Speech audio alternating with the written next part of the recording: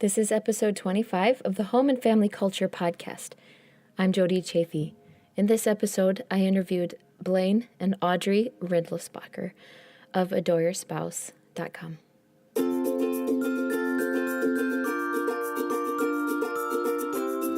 Welcome to the Home and Family Culture podcast, where I discuss how families can discover and design their collective vision, values, beliefs, and traditions that influence their family culture. The purpose of my podcast is to interview experts who can offer tips and tools to aid families in the process of developing their family culture, and also successful individuals whose success was influenced by their family culture. For more information or to subscribe, go to homeandfamilyculture.com, or you can find me on Instagram, Facebook, and Pinterest at Family Culture Podcast, and on Twitter at _Family Culture.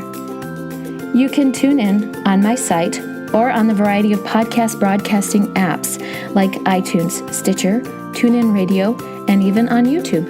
Just search Home and Family Culture with the ampersand between home and family culture. Please remember to like, comment, share, and rate on whatever medium you choose. I would love to hear from you.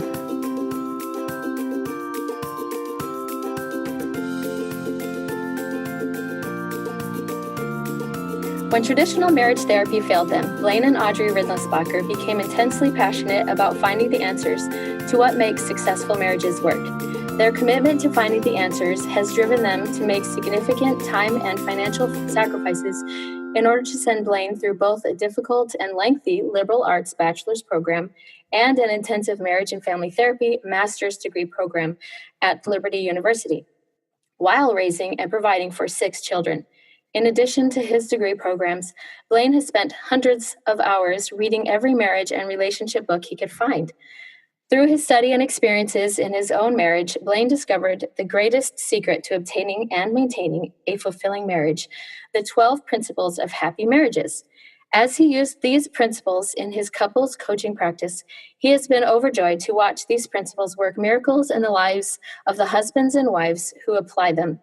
In an effort to make these principles available to couples everywhere, Blaine and Audrey have worked together to found Adore Your Spouse, where couples can learn more about the 12 principles, take the free marriage assessment, watch free weekly tip videos, sign up for a free online class, and get involved in other programs that will strengthen their marriage.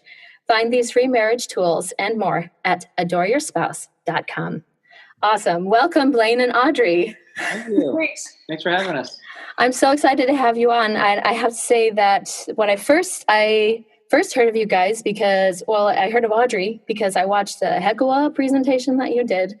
And my first impression was just like, wow, what a beautiful person. And she has an incredible mind. I was like, this person is my hero because you're so brilliant and so smart. And you've, obviously very well read. And so I was just like, I really want to learn more about this person and what she knows. And so I was very impressed by your message and your presentation. So I'm excited that you and Blaine have been able to come together and now come up with these tools that for strengthening marriage. And marriage is such an important part of our family culture, as we know, of course.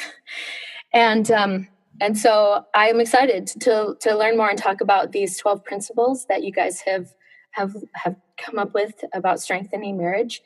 And so I'd really like to dive into them and get started talking about those principles. And I have to say, I went on and I took the marriage assessment. And so that's really cool. You have a great marriage. Congratulations.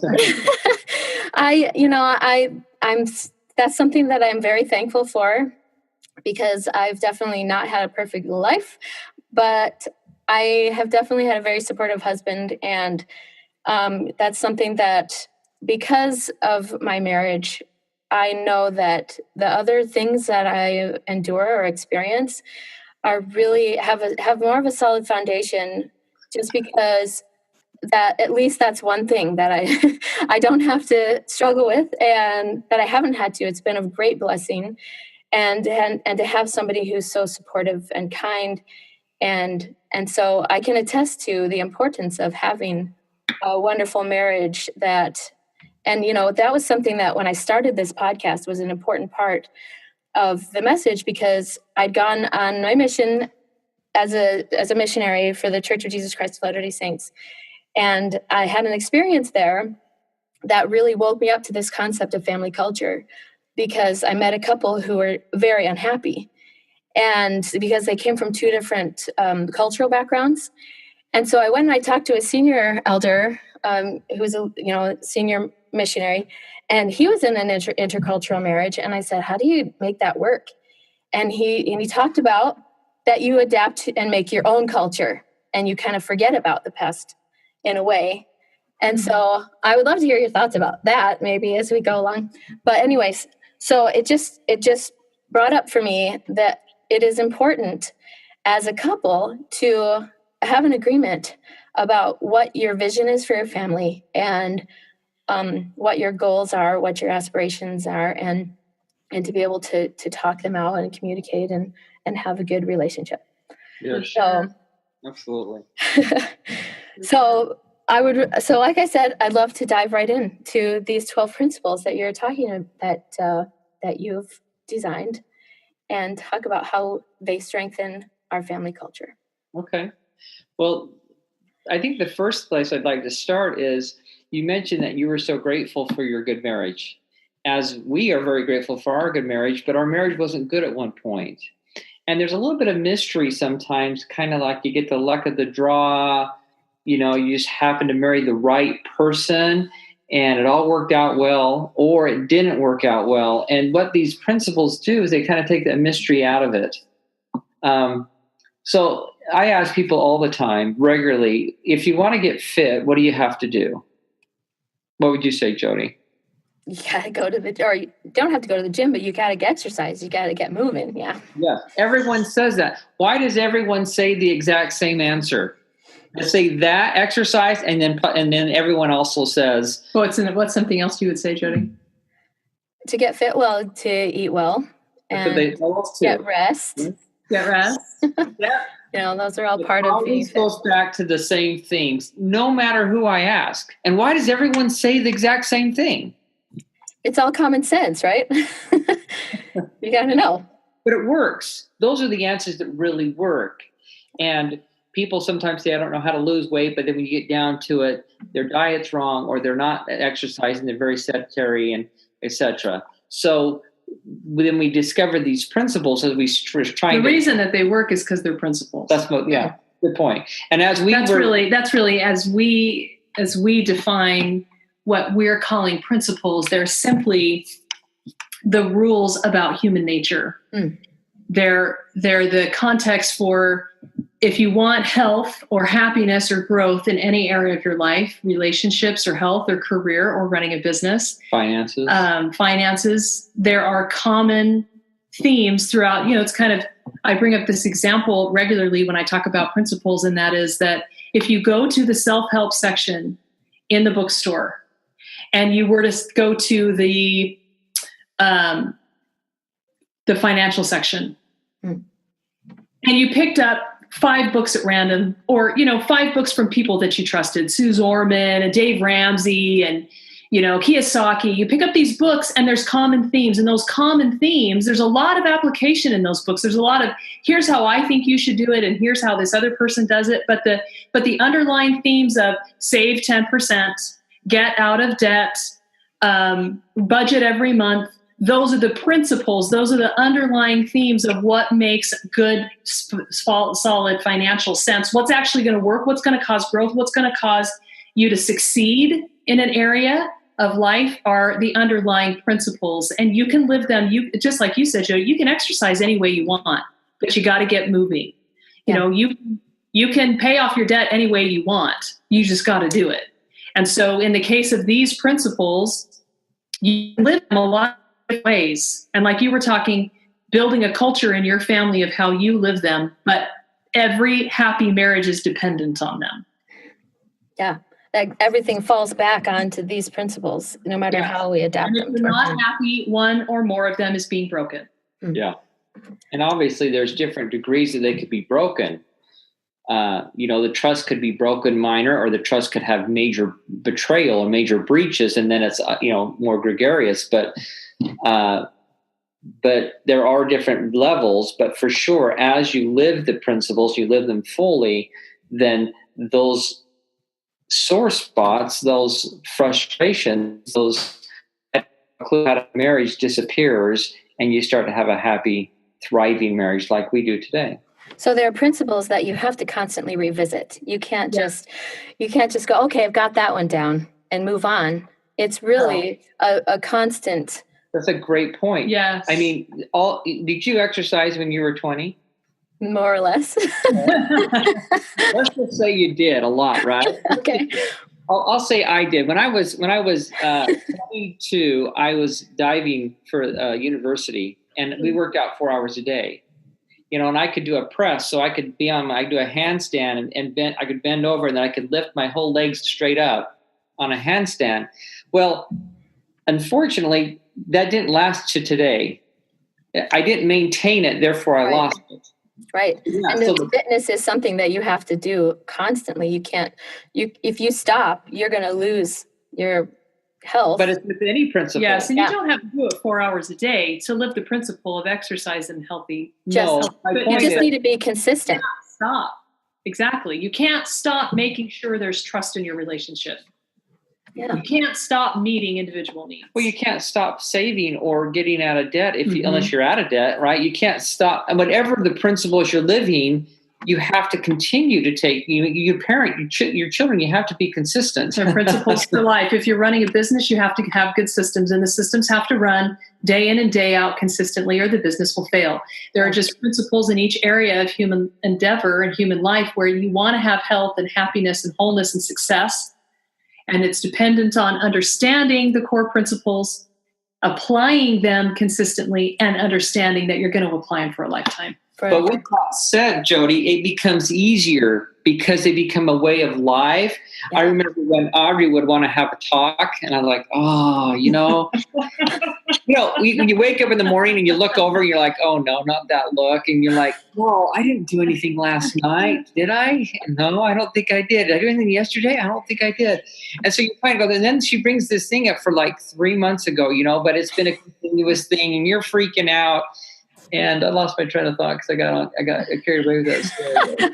It gets easier. You say it gets easier. Yeah. Just like all those things. It gets easier to save. It gets easier to work out. It gets easier to have these discussions with your spouse. Yeah. And now when she has that look, I say, hey, let's do it. There's something obviously bugging you. And I'm excited about it because I know that when I attack it that way, and I'll listen to her, and I know how to empathize now, and how to let her know I heard her. Things like that, then she feels amazing, and it's cleared up within, 20 minutes, an hour, or whatever it might be, rather than I'm getting mad and blowing up and leaving the room, and it kind of just gets exasperated and doesn't clear the air. So then you would say that these principles are something you have to be consistent at, and it's also a skill that you develop. Yes. Because the more you do anything, the better you understand it. If you really become a saver and you become really good at setting aside that money, eventually you're going to ask yourself, well, what can I do now with all this extra savings? I have more savings than I need. What am I going to do now? And you take that savings to the next level, and you begin to invest. And of course, your finances improve over the time. Right. You become better at that skill. And I like that, taking it to the next level, because it's like, I say that my marriage is awesome, but at the same time, like, I know that we have room for growth, and there are probably areas of things that I don't even know exist yet, because we don't know all of the steps and all the principles that can really strengthen our marriage. I think that it's the same thing with people who are only just beginning to save their money, don't understand investing. And so it's something that as you make the progress, you develop the skills, then you can then take those things on to the next level. And then, you hear stories about people who've been married for 30 years, 40 years, and it's like, my marriage is better than it's ever been. And you're like, really? Because I can't even imagine. But then you're always learning. You're always developing those new skills. Yeah, cool. For sure. It's interesting that you would say that too, because I don't do any of the coaching. Blaine does that, but he'll relate, instances to me and things like that. And what we're noticing, we developed a program that he uses in his coaching practice, and it's a 3-step process. We call it the 3 steps of a happy marriage. And it began when people come in whose relationships are very broken. They're on the verge of divorce. Things are really going badly. He starts them on them. The first step is to work on themselves. There are things in their personal, spiritual, emotional life that are out of order enough, or physical life or spiritual life that are out of order enough that it's causing really great damage to the marriage. And the marriage can't begin to heal as a whole until each of its component parts are in a better place. Yeah. And so he works with them as individuals and helps them meet their own needs and work through their own resentments and work on their own self-discovery and those things that will make them a stronger, better person, learning to put some healthier boundaries in place and to use better communication skills. And then the couple can work together from a better, higher, happier, stronger place. Yeah. Exactly. Another thing that I thought of is what happened. Talked about taking it to a higher level, right? Mm-hmm. You start saving and then eventually invest. Well, what happens to the person that saves is their confidence begins to increase. The more savings they have, the more confidence they have. And after a while, they start believing that, boy, I'm financially successful. I've got a month worth of income in the bank. I've got 3 months. I know some people with years in the bank. And they have incredible confidence in their finances, and then they can start investing and say, hey, if I can do that, I can do this. And so their belief that they will be very financially successful is there. And that's if you go into investing or anything without any belief, right, you're in trouble. Well, it happens with the marriage too. As you start living the principles, your confidence goes up because, like I mentioned before, when my wife gives me the look or whatever, right, wants to have that talk that I do, men don't want to have that talk. My confidence is up a lot because I know I had previous experiences where we had that talk and it turned out like that's all that's over. It's done. And it went really well. Oh my gosh, let's do it again. Well, I'm not quite that excited, but you know what I mean? And then, so when it does come up, I have that confidence and the ability to do that. When Audrey gets worn out, meaning like she's just kind of, hasn't been meeting her needs well or something like that. I was like, guys, I know exactly what to do. And I'll say, when I say guys, it's like, kids, let's go. This is what mom needs. And we do it. And she immediately will start feeling better because I've been empowered with that education. And I know what principle is lacking there. That's awesome. Yeah. Cool. So let's go. Can we go into what the principles are and sure. Start to uncover some of the ways that we can strengthen our marriage? Yeah, the first one is to put your marriage first. Mm-hmm. And that might sound like duh. I think a lot of these might sound like duh, but it's really critical. Is it more important that you get the promotion or you get the marriage? Is it more important that you have a relationship with a certain individual or the marriage? Mm-hmm. And maybe you have a lifelong friend and it's really hurting the marriage, this lifelong friend. Because he or she's not a good influence, or they intervene in the marriage, or they gossip, or whatever. And so you have to decide what's most important. Is the marriage come first or not? This is a really huge one in our culture because the mindset in our culture at this point is largely, it's much better in religious circles, but the predominant mindset is my spouse is dispensable. If they don't do for me what I expect them to do for me, if they're not pliable, if they're not willing to mold themselves to whatever lifestyle I think is a good idea, they're dispensable. We went and visited some family this last weekend, and it was really interesting because they've been through some financial struggles. He had his own business, and the way that business functions changed really dramatically over the last couple of years. Mm-hmm. And so his income was cut in half over a year's time. And she had a skill set that she could help, kind of provide and they moved to another state and she wasn't sure how she felt about that. And then she worked really hard for a while and now he's back to getting more business. And it's cool how I guess my predominant thought coming home was people don't give their spouses enough credit for sticking around. Mm. There are plenty of convenient times to walk away. And I was just so proud of them and thought that was so admirable that when things got really ugly, they found ways to make it work and to stick by each other. And maybe they fought and maybe it was hard. But just to look at the person, across the table from you and be grateful that they're sticking around because you have your stuff. Just let's be honest, all of us have our stuff and they don't have to stick around and put up with it. And putting the marriage first recognizes that they don't have to stick around and you're grateful that they are and that you don't think of them as dispensable. You value the fact that they wanted to make a lifelong commitment to you and they thought you were worth it and they're sticking around through the hard stuff. And so you're going to do your best to make it the best relationship you can. Yeah. I love that. I love that commitment and that, I think sometimes we forget that we are worthy. That somebody else believed that we were worthy and vice versa. That worthiness, it's I think that's really crucial to remember that we have our weaknesses. And so sometimes it makes, for myself, it's like, I don't know why this person still loves me, and so, but because we have that commitment, it's true. Yeah. And that gratitude.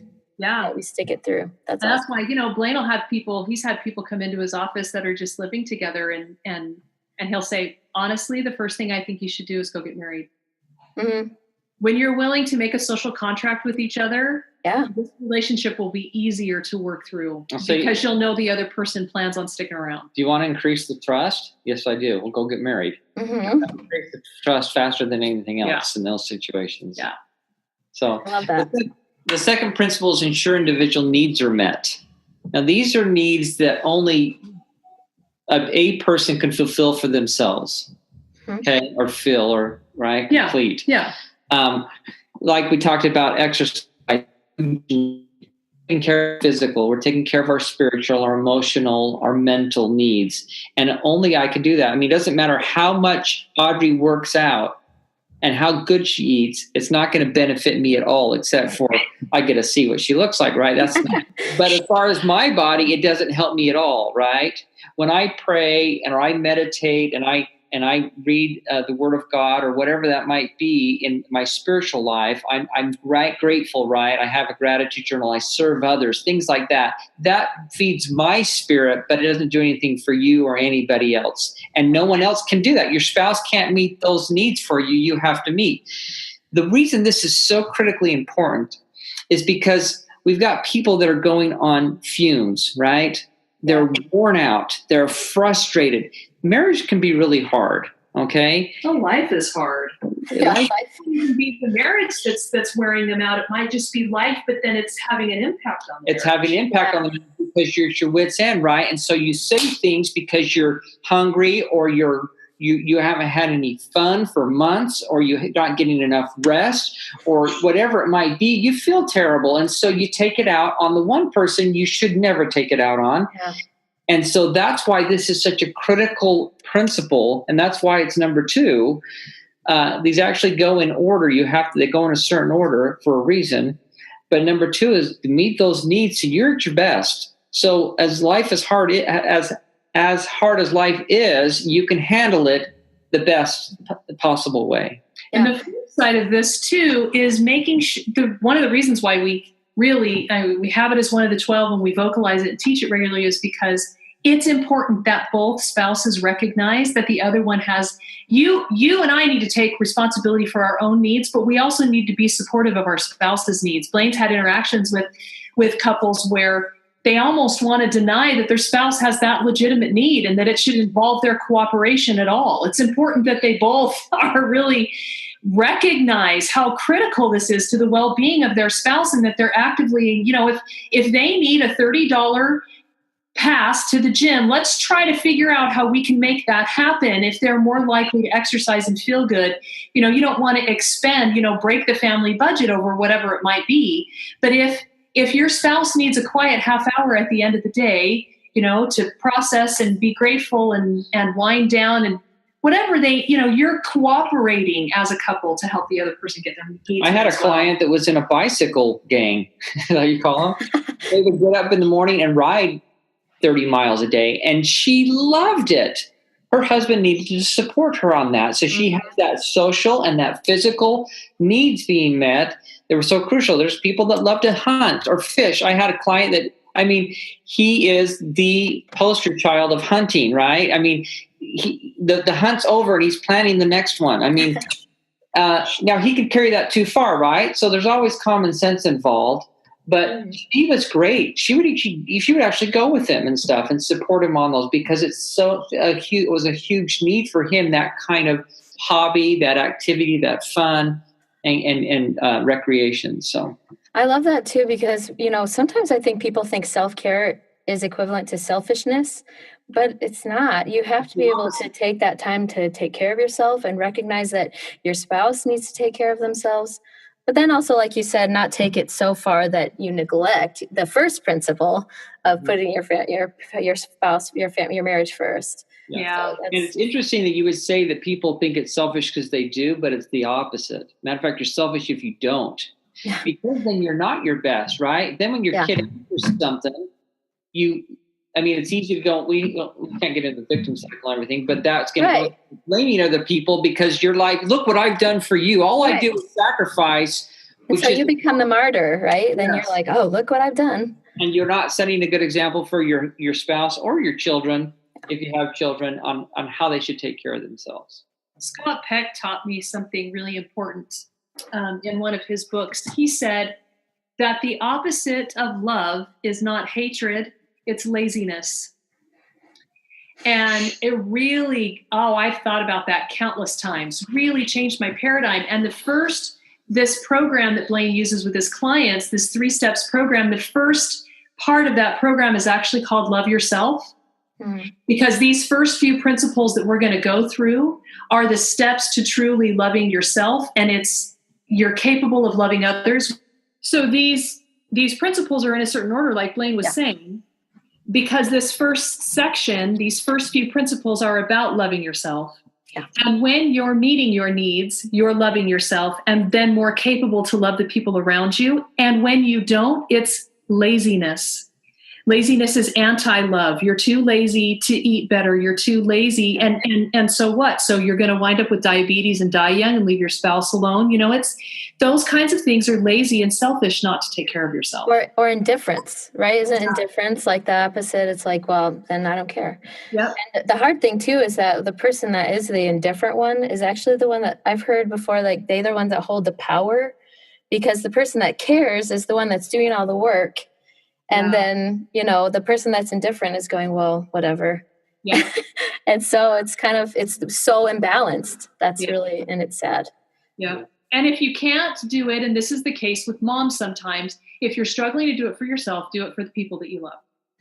Do it because you love your kids. Do it because you love your spouse. But as parents, you want your children to thrive. You want them to be healthy and happy. And so we have to model that. Yes. So we better be praying or meditating. We better be exercising. We better be going out and having fun and goofing off and enjoying life, dancing or whatever it is, doing our hobbies, so that they can see, look, that's what a healthy individual does. Yeah. Yeah, and what life is good, right? Yes. Life doesn't have to be always stressful. But you know what? It is better when you do it that way. It's still hard. Life is hard, but it's much better when you've got those needs met. Well, let's move on. Principle 3 is regularly forgive and repent. Mm-hmm. Now, this one's really important because we're human. Yeah. And sometimes, it's interesting when I do a first session with somebody, and as we lead up to it, I'll get emails sometimes from each spouse about, okay, I just want to let you know what's going on, Blaine. And all the things that their spouse is doing wrong. And sometimes there's a lot of validity to that, but there's still things that they're doing wrong. And even if the case they weren't doing anything wrong, they still have done things wrong, and they still would like to be forgiven or were forgiven, but didn't really deserve it. Did we ever deserve to be forgiven? I don't know. I kind of almost don't think we do.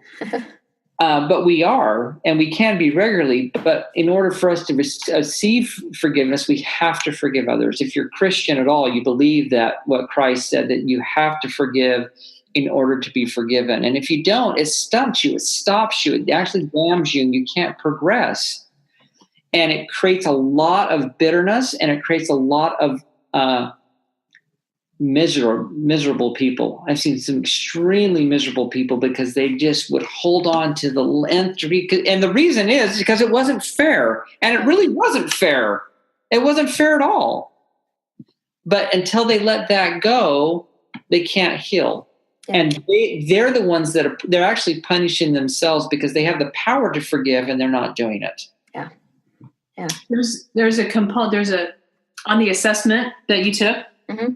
the number one of all the hundreds, I don't know, several hundred people have taken it. No, I've had over 500. Yeah. So the number one broken principle is this one. Interesting. People are holding on to resentments, even in good marriages, even when most of the rest of the feedback is pretty clean and pretty good. They're usually holding on to some resentments against their spouse. And even though those can be legitimate grievances, they have to forgive to clear their heart. And interestingly enough, that resentment actually feeds number 4, which is addiction, which Blaine will talk about in a second. Resentment is a huge part of what creates and fuels addiction. And we're becoming a more and more addicted society. And there's so much we could say about forgiveness. There's incredible books that you can read to tap into the need for that. But, there statistically, 50% of women who divorce are still so resentful and angry 10 years later that the people around them say they can't lead a normal life. Mm-hmm. So clearly divorcing doesn't repair resentment issues. Clearly it's something that you need to do for yourself. Again, it's part of self-care. It's part of self-love, to care enough about yourself to clear your heart of those grievances and resentments so that you're free to love others better. The other part of this principle is to repent, is to apologize, is to man up or woman up, I guess you'd say it, and say, I'm sorry, I did that. I didn't. And lots of times, people say, well, I didn't mean to do it, so why do I need to apologize? Well, it doesn't matter if you because it hurt them. It hurt that person, and you're still sorry that it hurt them, whether you intended it or not. I remember we went to karate class one time, and I kicked Audrey, and I was like, oh, I felt terrible. I didn't mean to. And so I just apologized because I didn't want her to be hurt. But that's the key, is we do it because we're supposed to, not because we meant or not to. Because we won't be healthy and happy and well-adjusted individuals unless we don't. And our marriages will suffer, and all our relationships will suffer. Yeah. Okay.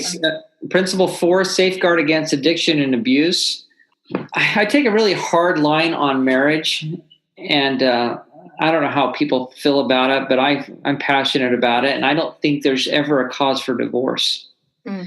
And people say, are you serious? What about addiction and abuse? And I'll say, well, there are some cases. And an abusive spouse would be one of them. Well, no, because I don't think they should stay in an abusive relationship. I think they should get out, but I think they should try to heal the relationship and then reconciliate it and all that stuff down the road. That's why I feel so strongly about it. But I think there's such a sacredness about marriage that we make commitments for our life that we're going to stick next to this person, and for good or for bad, for ill or for what all those things are, right? And I think we do. And so if there's abuse, and as a recovered addict myself, I'm so grateful that my wife stayed in. But definitely, you don't want to stay in a situation where you're getting abused. You don't. That's just wrong. You need to get out of that. And the hard thing about abuse is usually the abuser doesn't recognize, or they aren't willing. Or if they do recognize, they might not be willing to change, or the process is just so hard or complicated. That's a huge topic. Yeah, and I think what Blaine is saying is that as a society, we're so lax. If we would begin to think a little more on the other extreme of how can I stay married? And here's the thing. That will go a long way towards making efforts, because there are so many efforts that could be made that aren't made. The abuser really is an addict. They're addicted to abuse, to violence, or whatever it might be, or sex, or whatever however they're abusing somebody. they're addicted to use anger. So one thing I will say along the lines of especially addiction, and it is a good point that abuse is also an addiction. So at the end of this month, Blaine's going to give a free workshop online on addiction, because it started for him as a little boy. We still don't know the source, but as long as he could remember, he had a pornography issue. And so eventually led to the tools, recovered, gained sobriety, and for the last few years has been working with addicts and is beginning to do that now publicly in Adore Your Spouse, working with addicts in Adore Your Spouse. It's a really sacred work. It hits really close to the soul. But this particular workshop is just free for anyone that wants to understand addiction better, and I think probably everybody should. And he's going to talk about the triggers, and he's going to talk about what causes addiction, what fuels it, how to gain sobriety, how to maintain sobriety, and a few little tips for those who love addicts. So, and I remember what I was saying, that all the addicts are addicted, but we got to remember that they're not the enemy. As hard as that feels, because your spouse is the addict, right, or the abuser, they're not the enemy. We're Christian. We believe that Satan's the enemy, right? And so. Now, do they have a problem? Absolutely. Do they need to fix it? Absolutely. We're not going to minimize what they're doing, but we could help rescue them. Mm-hmm. We could help heal them, right? What's that Christian bomb lady? Remember, she went to her pastor. Her husband had a multiple affairs and got pregnant with this lady. Yeah. The mistress got pregnant from him while they were married, and she ended up raising that child. No, she didn't. Oh, well, she didn't raise the child. Okay, she didn't raise the child. I thought she did. Anyway, the pastor said, look, you could leave and you'd be justified in leaving the marriage, but maybe God's called you to help rescue your husband. Mm. So it's, anyways, we don't want to beat that one to death, but it is. I wanted to say that I watched your video and about your addiction, and I thought it was really awesome that you both were so open about it, that Audrey knew about it, and that you were able to, it was something you went into knowing you were gonna work together on it, and because so recently I watched this one video, the drummer from Neon Trees, Elaine is her name. Uh-huh. They had this video for. Porn Kills Love that had this little video about when they got married. They went to Las Vegas, and they were picked, of course, Las Vegas, there's billboards of provocative images and things like that. And she was just like, oh, I don't understand how anybody can have those feelings, and she was expressing this like abhorrence of addiction to pornography, and kind of like brought in this feeling of shame culture around it in their marriage. Unbeknownst to her husband had this addiction. Mm-hmm. And so later on, when that came to light and she realized how toxic, of an environment she was actually creating for their marriage, just because of the shame language that she perpetuated. And so just how important it is to recognize, we all have weaknesses and, of one degree or another. And so we need to have an empathetic type of language and culture in our homes rather than a shame culture, because when you have shame, behavior actually will just get worse. Yeah. Because they aren't willing to be vulnerable enough to open up to you about what's happening, what's going on, and the struggle that they have. So that was really cool insight. Yeah.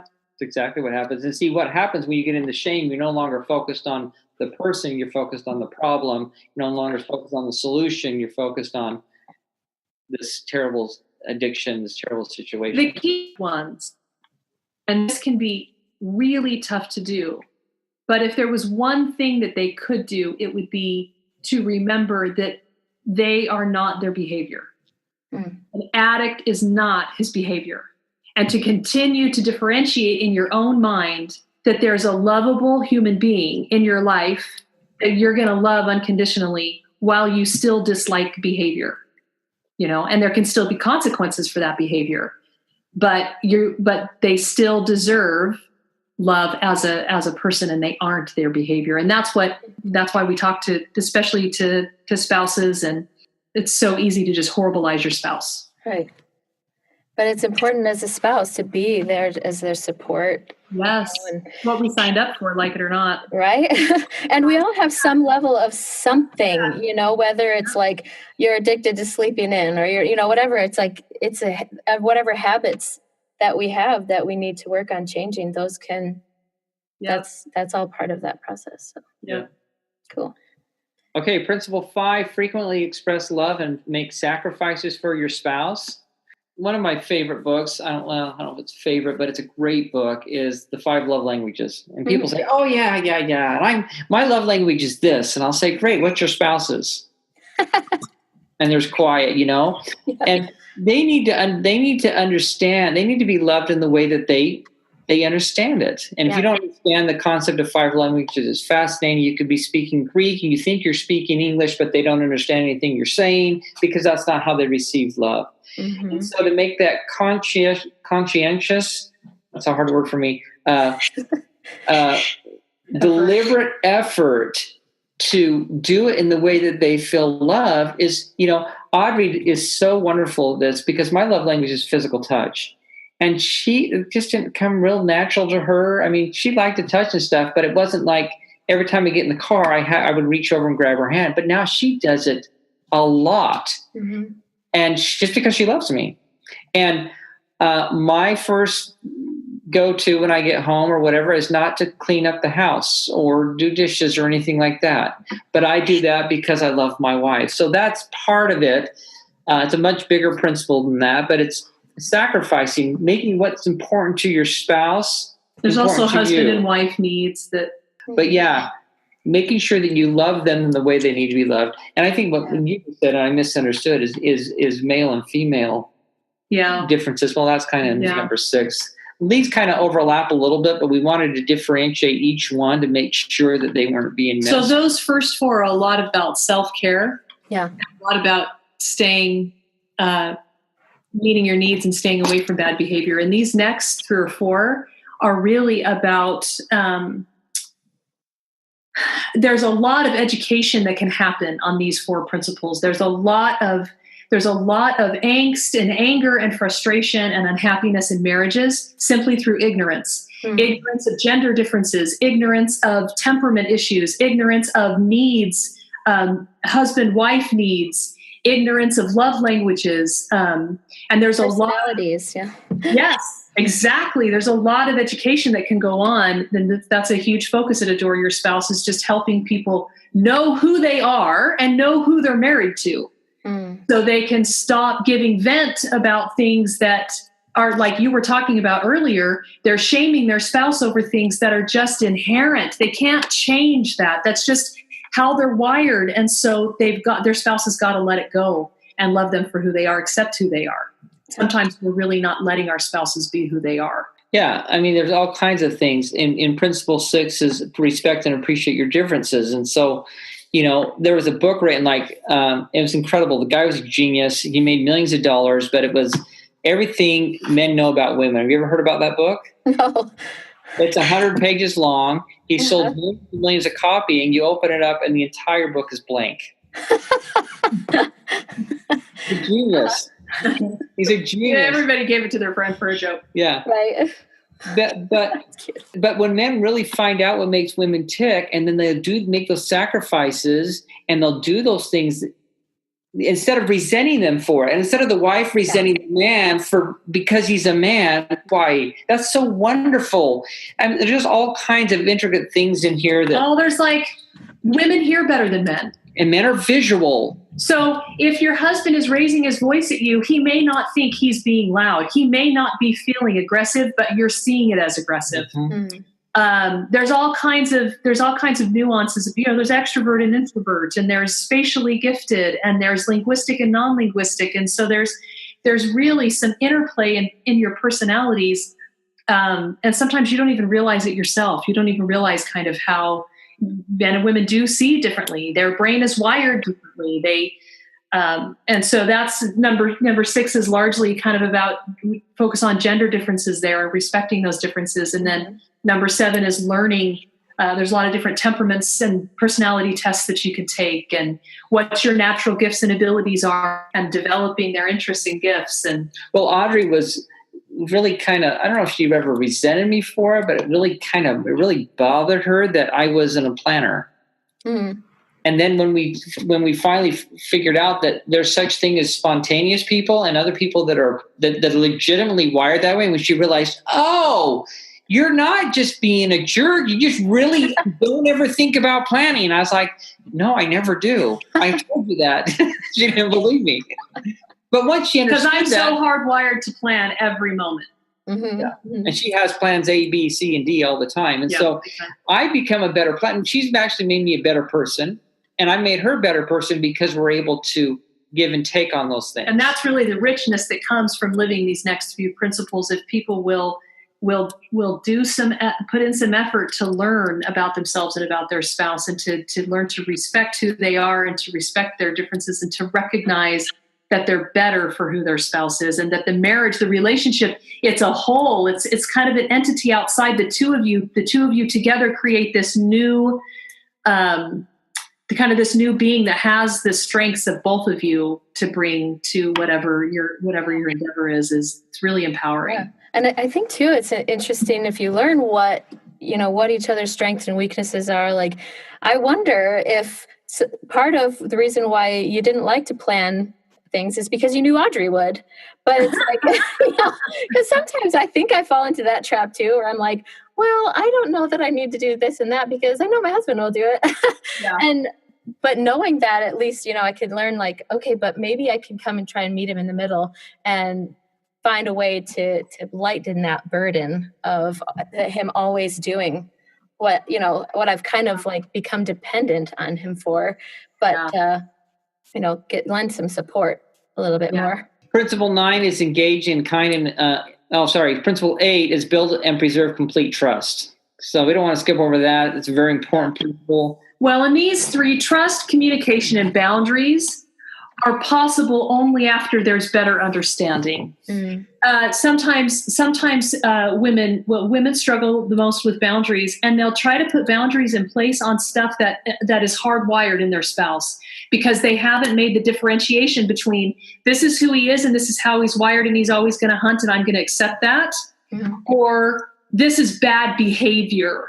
This is wrong. It's destructive to him. It's destructive to me. And there needs to be a boundary in place. Or, the tools for rebuilding trust. There are some components to trust that Blaine teaches. There's 3 aspects of trust that help you build trust. But learning to communicate better, your communication changes when you understand each other better. The boundaries are healthier. Yeah. It's easier to rebuild trust. And the trust is, I remember one guy, and I was working with a couple, and he kept breaking the trust. And he's like, we just one time, Blaine. What's the big deal? I feel like I've gone from 10 down to 0, and she doesn't trust me at all. I said, dude, you were never at 10. Well, you were when you got married, but you've been at like 1 or 2 for years. Mm-hmm. So you'll just you'll be consistent in your behavior in whatever the thing it was, right? And then that trust goes up a tiny bit, and then you break it. And you're back at 0, and you think you're at 10. You're clear down. You build 10 all over time, being consistent and keep showing. And then when it's built to 10, if you do breach, depending how long it's been, right, it might knock you down to 7 or 8 or whatever. If it does it again, it'll plummet a lot faster, right? Right. But it's easier to forgive when there's trust there, right? If you don't have the trust in place, then no way. Yeah. So trust is paramount, and there's great ways to build trust, and there's different kinds of ways that we trust people with competency or with integrity and things like that we teach as well. Okay, any questions on that, or should we keep rolling? I love what you're saying. I think that it goes back to, again, that you say start with working on yourself first. Because if you don't have your integrity in place, if you're not honest, then there's no way that the other person can trust you. You've got to start with yourself and your own principles. Yeah, your own discipline and ability to take responsibility and stay out of drama and I ask not play a victim. I ask clients all the time, have you ever, either one of you, hurt your spouse? And almost always they say no. I was like, okay, so let's not get so offended if they do something because they're not deliberately trying to hurt us. Now, I've had some clients that say, yeah. And I was like, oh, okay. we got some serious problems in here. We got to go way back and we got to fix our integrity and who we are. So anyways, engage in kind and effective communication. Communication. That's about the primary, only sole, incredible, lovely marital problem, right? Is that we got to communicate. That's not true. As you can see, we've already gone over 8 principles. We have 3 more to go, but it is a principle. And so we don't want to negate it. I have a tendency to almost want to, not spend time because everyone else spends some time. But in a nutshell, I would say we have to let our spouse know that we've heard them. Everybody wants to be heard. Yeah. And when they feel heard, they feel understood. It's just a relief that someone actually, they're okay. You know what I mean?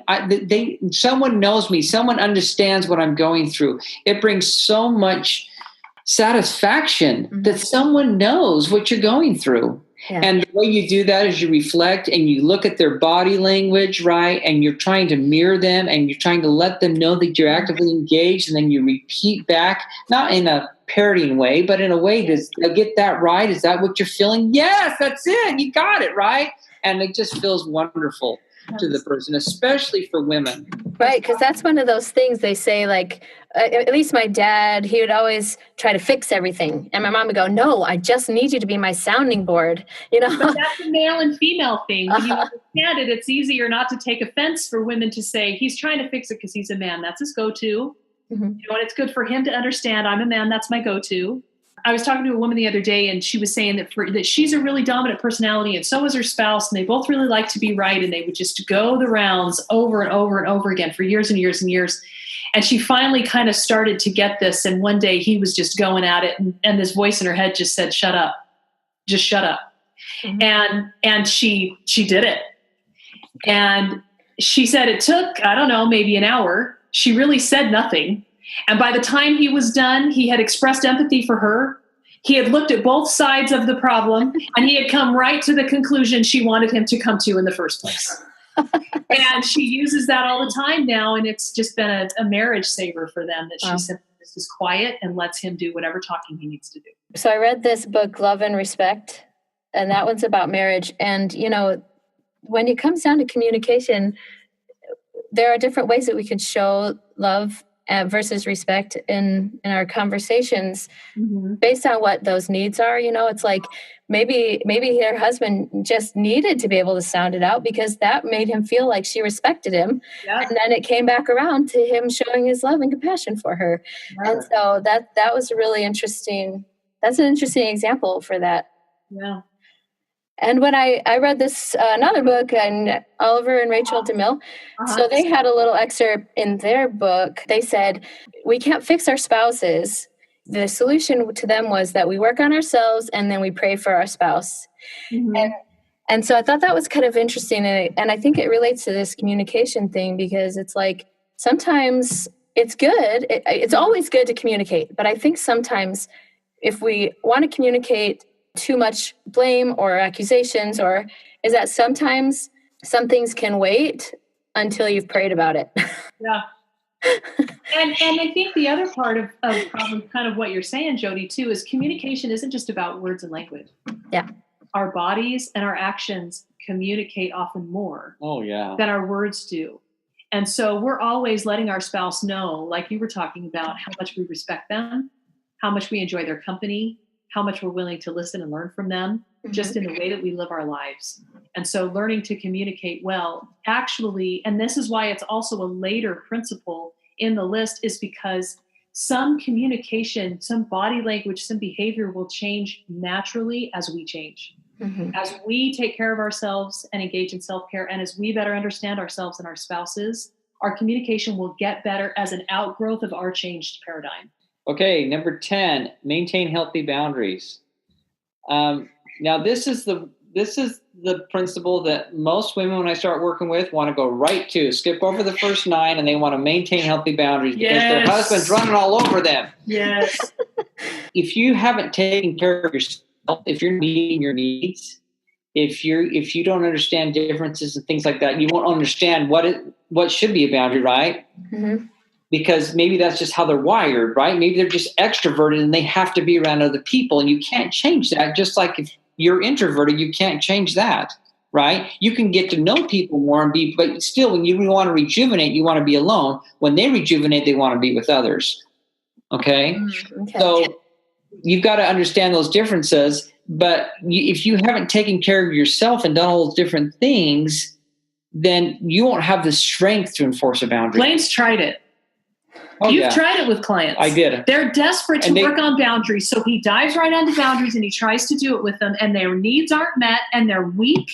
They're used to giving in. They have habits of behavior. They don't have the self-discipline required. They don't have the self-confidence required, and they don't have the love, and they don't have the self-confidence, and they don't have the self-discipline to actually do this correctly. So in the end, either it completely fails and they feel like a failure and they start blaming Blaine that he's not a good therapist, or they give up.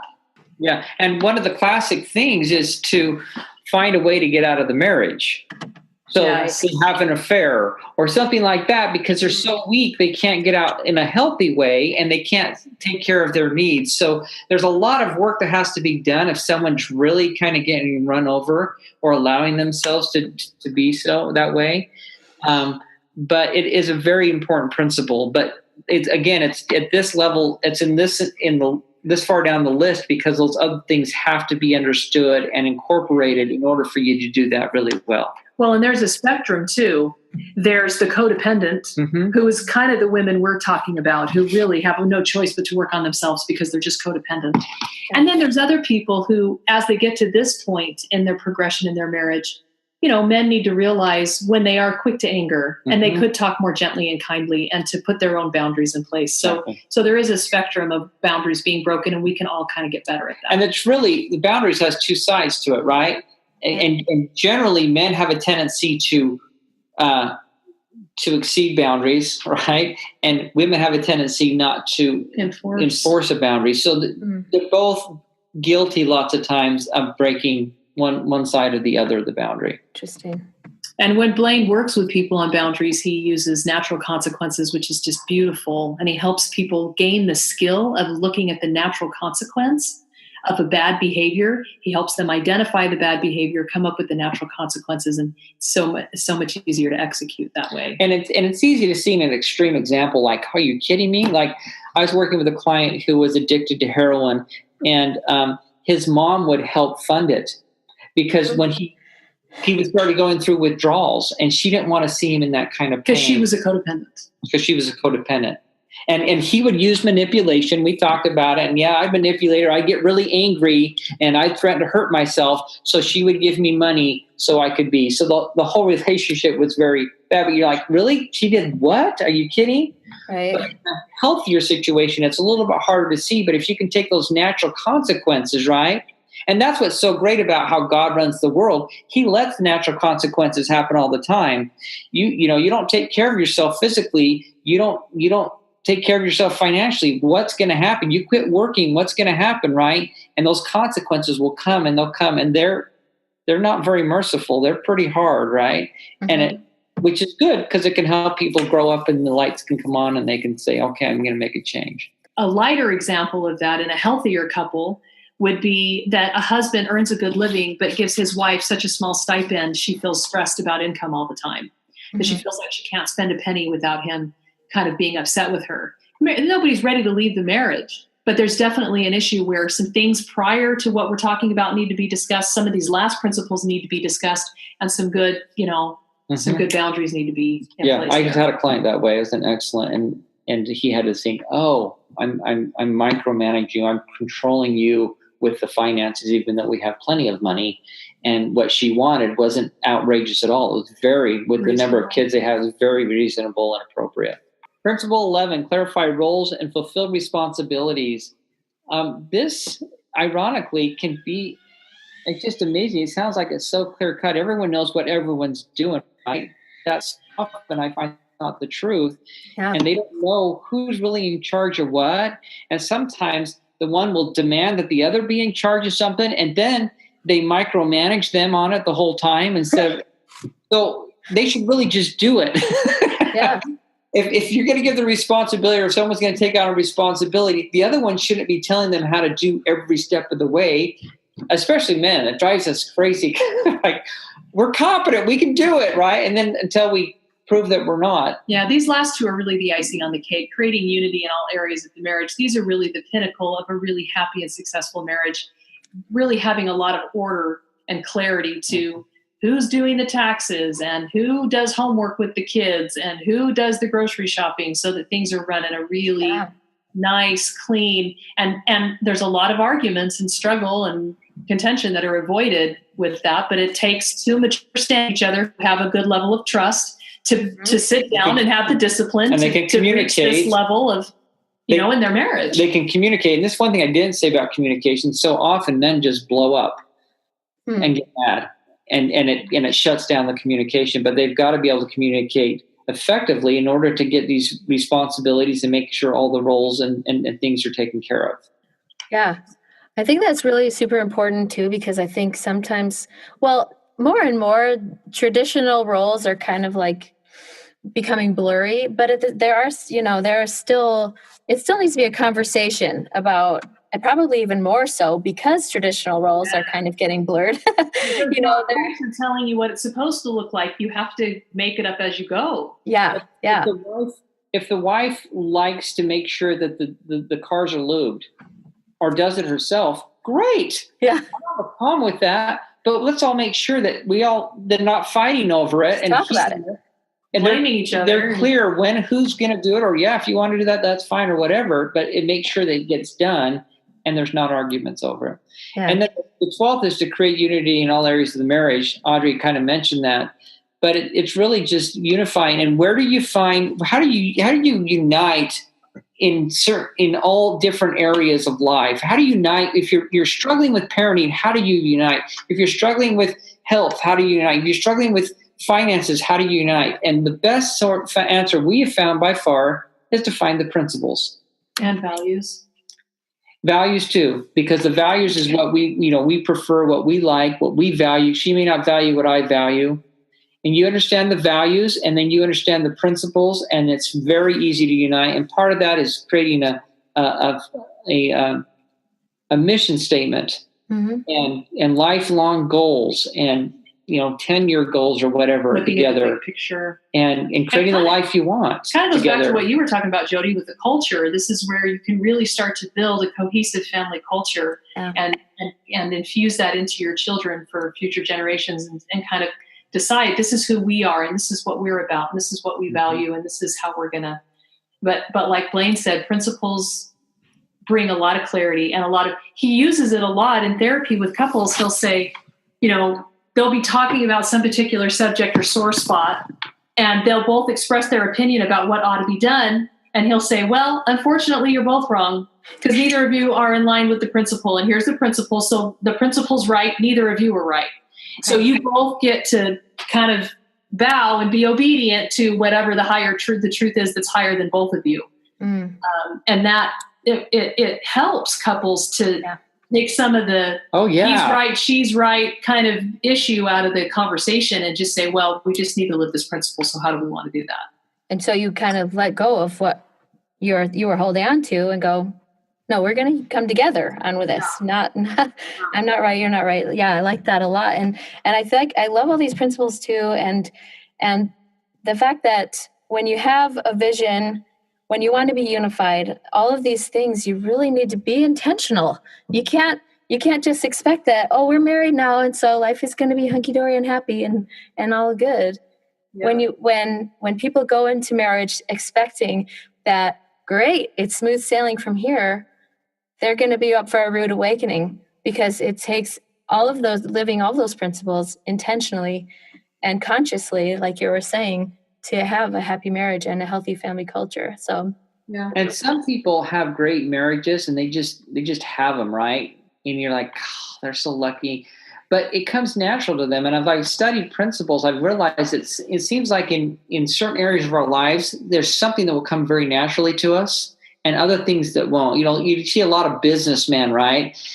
And the classic is that they're incredible at business and they're terrible with relationships. But you can really, these principles will really bridge that gap, and you can become great in these different areas as well. And even if it's really, really, you have just like a naturally good marriage, the principles, learning them and studying them can make your marriage even better than what it was. And the truth is, at the end of the day, these are just relationship principles.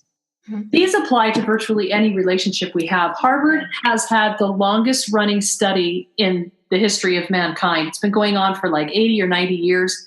They started with a group of individuals, and they've been studying their lives, interviewing them, doing tests on them, regularly their entire lives. And of this 80-year study, when it was all said and done, the conclusion that they came to was that the people that are the happiest have only one thing in common, and that is the quality of their relationships. That the quality of their personal relationships, the depth of those, and how they felt supported and had people around them that would be there for them all their lives, made the biggest difference in their level of happiness. So even from a self-interested standpoint, don't get divorced, don't give up on your marriage, and don't give up on your spouse, because you should trust yourself that you picked better than you think. You should. Honestly, most people picked better than they think they did. And it's only because of the dynamics and the interaction between the two of you and the angst and the resentments that have gone on that it's wearing out your patience and making you think it's not salvageable. But it often is. And spouses will usually rise to the level you start taking responsibility for it. And in your own self-interest, make that marriage work. You will benefit, your spouse will benefit, your children, future generations will benefit, and greater happiness is going to be the result. And when you start living the principles, your spouse notices. There's no way they can't. Oh, Blaine has cool stories and about that. They'll go to the ends of the earth because there's an attraction, right? Because you're becoming a healthier you, and you're treating your spouse different, and that spouse is recognizing how they're being treated different, and they want to give back, and they get more invested. And how can they? And they say, "What can I do?" And they start learning the principles. There's plenty of people that I've worked with where it was just one person I was working with, and it impacted the marriage, because it can. One person can make a huge impact in their marriage. I love that. That's awesome. Like, there's a talk that I just recently fell in love with by Elder Holland. He gave this talk at BYU, Idaho, called Living After the Manner of Happiness. Beginning, he talks about this line. He says that happiness is like a butterfly, that if you chase it, it will elude you. But when you do other things and you distract yourself, then it comes and sits softly on your shoulder. And I think that what you just said talks about that principle, is that when you are like chasing after happiness or marital bliss or whatever it is, you're not thinking about yourself or the different things that you could be doing. But then when you start thinking and focusing, working on yourself, doing those things, then things like fall into place. I think James Allen says the same thing about success, that you can't. Yeah. Success. Frankel. Is it Frankel? That success ensues. You can't get success, but you could do these things, and you can feel successful. You can lose yourself in a cause greater than yourself, and your marriage is a cause greater than yourself. You can lose yourself in becoming the best spouse that you can be, and you'll find that happiness will find you. I love that. Awesome. Thank you so much, Blaine and Audrey. This has been really awesome. So you can find Blaine and Audrey at adoreYourSpouse.com. Yeah. Right? And there's lots of wonderful free resources on their website. So on the 30th, it's going to be 7 Mountain Standard Time, 6 Pacific Standard Time. It's a workshop called Understanding and Overcoming Any Addiction. And it will be via the internet in a video format. And you can watch Blaine. Blaine will present that. And there's a link under events and workshops to that. And it's just free. Get on and watch it and ask whatever questions you have. And then for those on the email list, we'll send out a recording of it after the fact. Wonderful. Thank you so much. Thank you.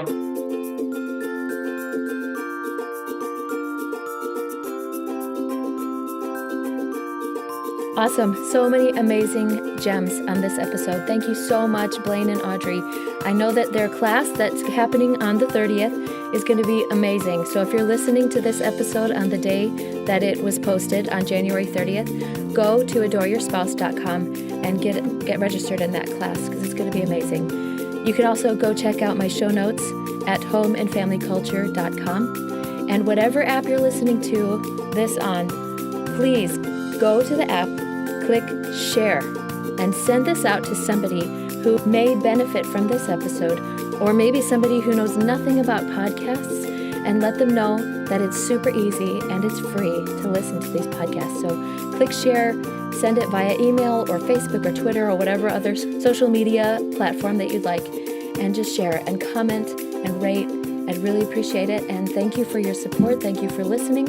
And thank you so much for adoring your spouses and taking the time to learn about ways that we can enrich our marriages and strengthen our family culture.